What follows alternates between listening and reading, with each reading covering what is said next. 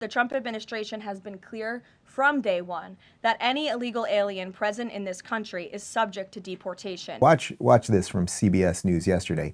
Less than 14% of nearly 400,000 immigrants arrested by Immigration and Customs Enforcement in President Trump's first year back in the White House had charges or convictions for violent criminal offenses, according to an internal Department of Homeland Security document obtained by CBS News. The official statistics contained in the DHS document, which had not been previously reported publicly, provide the most detailed look into yet who ICE has arrested during the Trump administration's far-reaching deportations operations across the U.S. Now, interestingly, Connor, leave that up for just a second. Note the way CBS News frames it, the first couple words. Less than 14% of the nearly 400,000 immigrants. They don't say illegal immigrants or illegal aliens or anything else. The implication is somehow these are just immigrants the way your grandparents were immigrants. And it's not. These are illegals. So they've already fudged some stuff there. But here is Karoline Leavitt explaining that there was a little more fudge happening.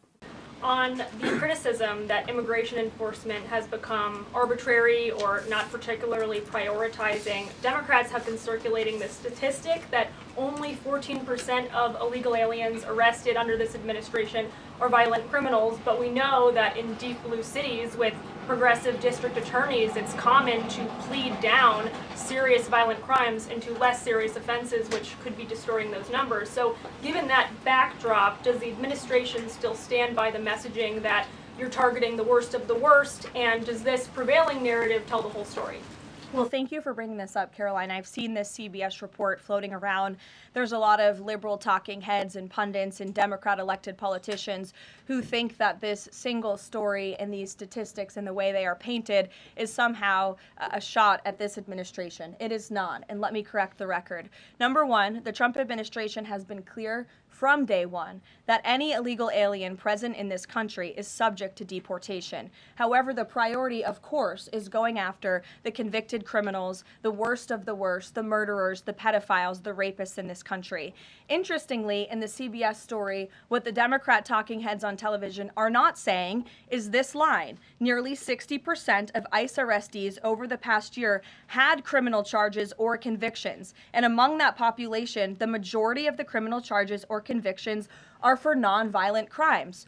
Oh, well, what are nonviolent crimes, you ask? This has coincided with what DHS has been saying all along, that approximately 70% of illegal aliens arrested under President Trump have pending criminal charges and/or prior convictions. And these so-called nonviolent crimes, drug trafficking, distribution of child porn, burglary, fraud, DUI, embezzlement, solicitation of a minor, and human smuggling, just to name a few. So just because a crime is not violent in nature doesn't mean that crime is victimless.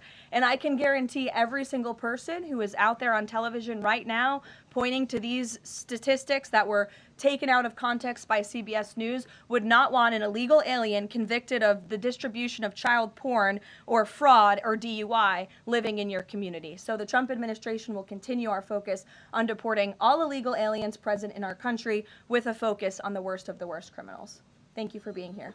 Strange, Eric Swalwell. You'll never say anything about those crimes. Why is that? Now, interestingly, you might be thinking as you're listening right now, 400,000 arrested.